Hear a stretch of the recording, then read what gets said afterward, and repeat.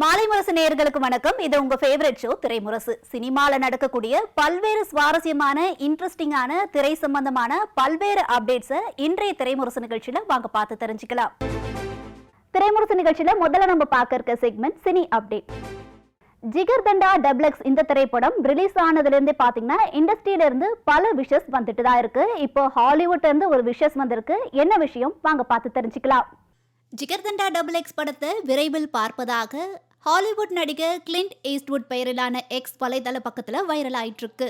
கார்த்திக் சுப்புராஜ் இயக்கத்துல எஸ்.ஜே. சூர்யா மற்றும் ராகவா லாரன்ஸ் நடிப்புல சந்தோஷ் நாராயணன் இசையமைப்புல திரையரங்குகளில் வெளியான ஜிகர்தண்டா டபுள்எக்ஸ் திரைப்படம் நல்ல வரவேற்பை பெற்றது.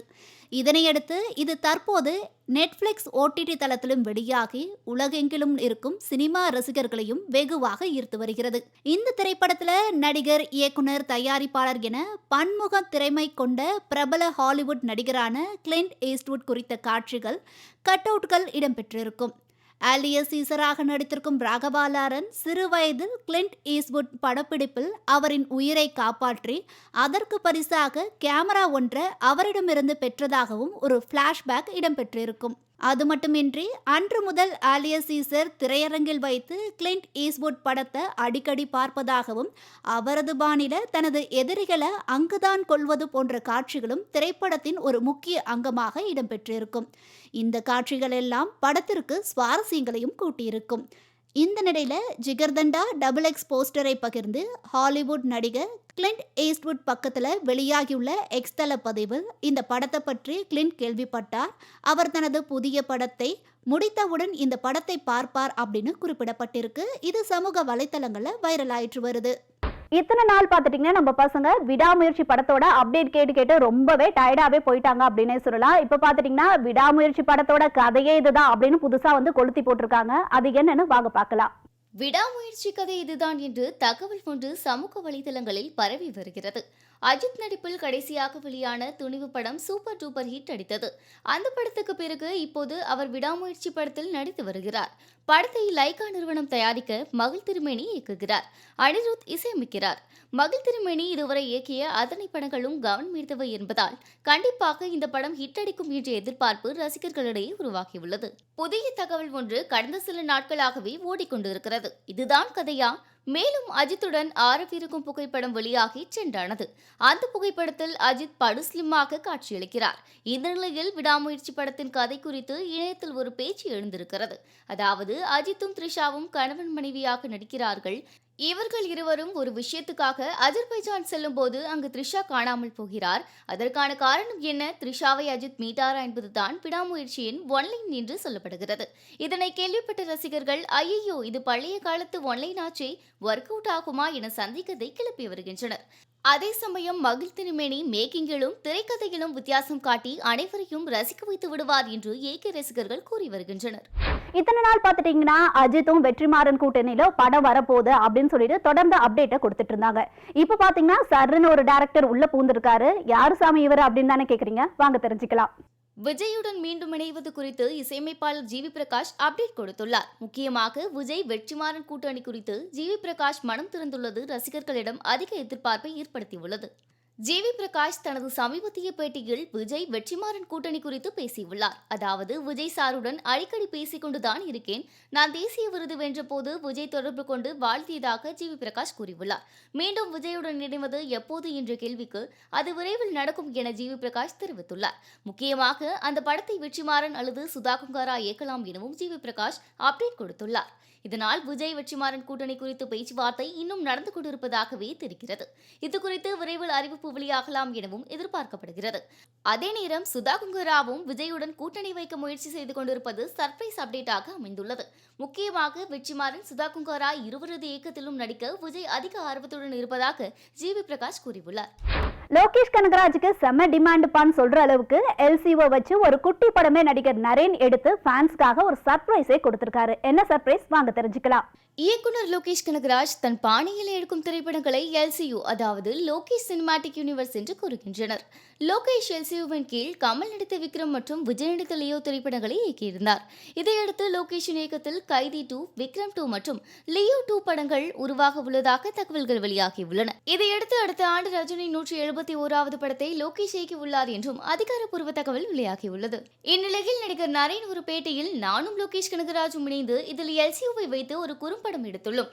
எல்சியூ எப்படி தொடங்கியது என்பது குறித்து இந்த குறும்படத்தில் அறிந்து கொள்ளலாம். கைதி 2 படம் வெளியாவதற்கு முன்பே இந்த குறும்படம் வெளியாகும். மேலும் இந்த குறும்படம் ஏதேனும் ஒரு யூடியூப் சேனல் அல்லது OTTயில் வெளியாகும் என்றும் நரேன் கூறியுள்ளார். இந்த தகவலால் நடிகர் லோகேஷ் கனகராஜின் ரசிகர்கள் மிகுந்த உற்சாகத்தில் உள்ளனர்.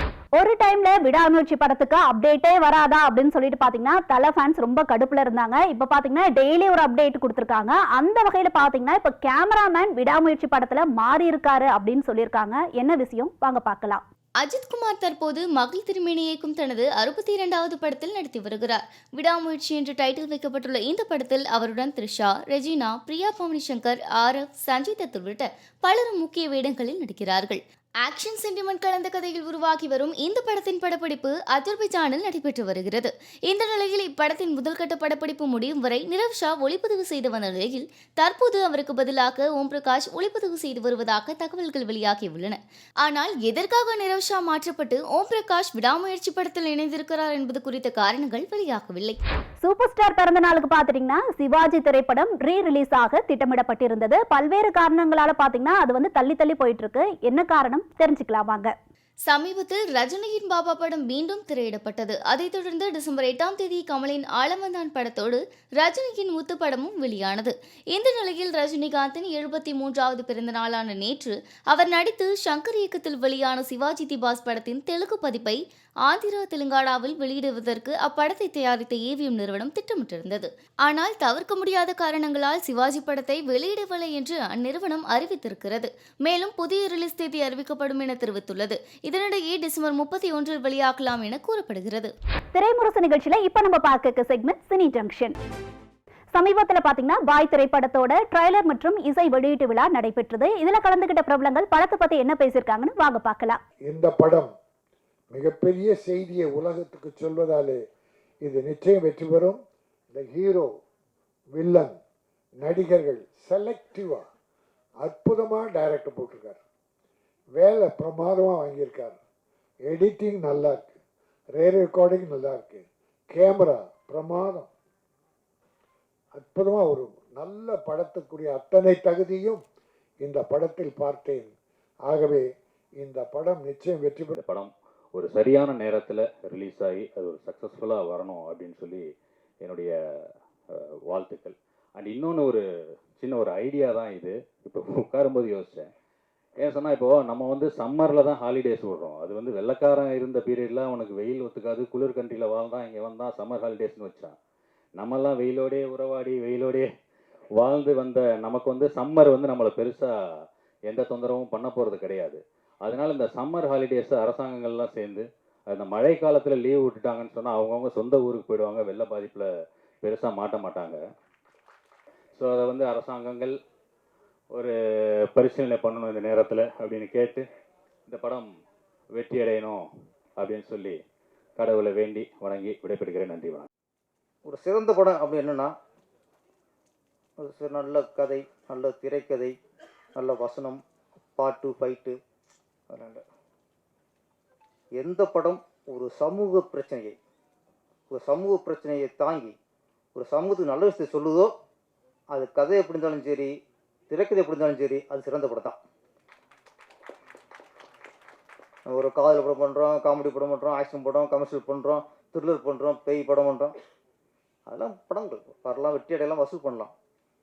சிறந்த படம்ன்றது மக்களுக்கு நல்ல விஷயத்தை சொல்கிற படம் சிறந்த படம்.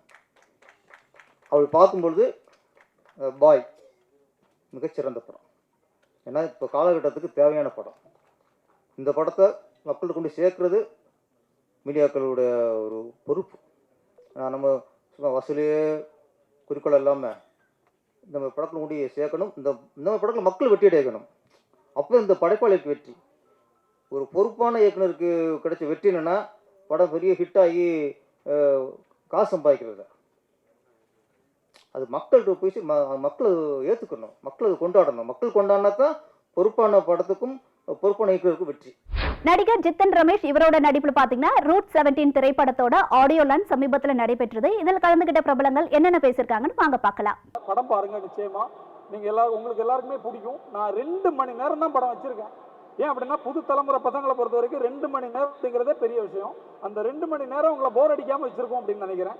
படம் நிச்சயமாக பாருங்கள், எல்லாரும் சப்போர்ட் பண்ணுங்கள். எங்களை மாதிரி உள்ளவங்களுக்கு நீங்கள் கொடுக்குற சப்போர்ட் தான் எங்கள் அடுத்த படத்துக்கான படிக்கட்டாக இருக்கும். Thank you very much. I think கவிஞர் சார் அவரே வந்து இந்த பாடலை பற்றி சொல்லிட்டாரு. நான் வந்து ஔசேப் பச்சன் சாரோட ஒர்க் பண்ண எக்ஸ்பீரியன்ஸை பற்றி கண்டிப்பாக பேசணும். எனக்கு ரொம்ப வருஷமாக நான் மியூசிக்கில் ஸ்டார்ட் பண்ணதுலேருந்து அவரோட பாடுறதுக்கு ஒரு வாய்ப்பு கிடைக்கலன்னு வருத்தப்பட்ட ஸ்டேஜில் தமிழில் அவரோட இசையில் ஒரு பாட்டு பாடுறதுக்கு எனக்கு அந்த வாய்ப்பு கிடைச்சது ரொம்ப சந்தோஷம். அண்ட் இப்போ டைரக்டர் சார் சொன்ன மாதிரி இந்த படத்தை பற்றி அவங்க எவ்வளோ கஷ்டப்பட்டிருக்காங்க, எவ்வளோ எஃபர்ட் போட்டு எடுக்கிறாங்கன்னு அதை கேட்கும்போது கண்டிப்பாக இந்த படம் ரொம்ப சுவாரஸ்யமாக இருக்குங்கிற நம்பிக்கை இருக்குது. எல்லா பாடலையும் கேளுங்க, படத்தை தியேட்டர்ஸில் போய் பாருங்கள். Thank you so much for having me. Route number 17 ரொம்ப சந்தோஷமாக இருக்குது. இந்த கெட்டப் பார்க்கும்போது அப்படியே ஆப்போசிட்டாக உங்களையும் பார்க்குறேன். எனக்கு தெரிஞ்சு நீங்கள் இப்படி இருக்கிறத விட இப்படியே வீட்டில் இருந்துருங்க, அதான் நல்லா இருக்கும்னு நினைக்கிறேன். ஸோ ரொம்ப எஃபர்ட் எடுத்திருக்கீங்க அப்படின்னு பார்க்கும்போதே தெரியுது. நாங்கள் பிபியில் தான் பழக ஆரம்பித்தோம் பிக் பாஸில். அப்போத்துலேருந்து இப்போ வரைக்கும் தனக்கான ஒரு இடம் கிடைக்கணும், அந்த இடம் ரொம்ப ஸ்ட்ராங்காக கிடைக்கணும் அப்படிங்கிறதுக்காக போராடிய ஒரு மனிதராக சக நண்பராக பார்த்துருக்கேன் அவரை. என்னன்னா இப்போ எங்களை மாதிரி ஆட்கள் கீழேருந்து எந்திரிச்சு வர்றதுக்கும் எல்லாமே இருக்குது, ஆனால் என்னால் மேலே வர முடியலை அப்படிங்கிறதுக்கும் நிறைய வித்தியாசம் இருக்குது. எல்லாம் இருக்குது, ஆனால் எனக்கு ஒரு இடம் கிடைக்கலன்னு நிறையா நாள் ஏங்கியிருக்கு. அந்த ஏக்கம் கண்டிப்பாக ரூட் நம்பர் 17 உங்களுக்கு அது கொடுக்கும்னு நினைக்கிறேன். அந்த படத்தில் வந்து எல்லாரும் பார்த்துருப்பீங்கன்னு நினைக்கிறேன். ஃபரானா அதில் மாடியில் ஒரு சீன் இருக்கும், அதை பார்த்து நான் திருப்பி யோசிப்பேன். அவ்வளோ ஒரு டேலண்டட் பர்சன்.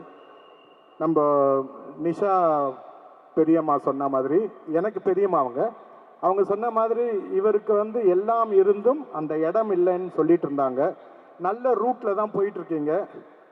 718 சைனீஸ்க்கு ரொம்ப நல்ல நம்பரு. ஸோ சைனாவில் கூட இது ரிலீஸ் ஆகும். அதனால் நல்ல ஒரு விஷயம்.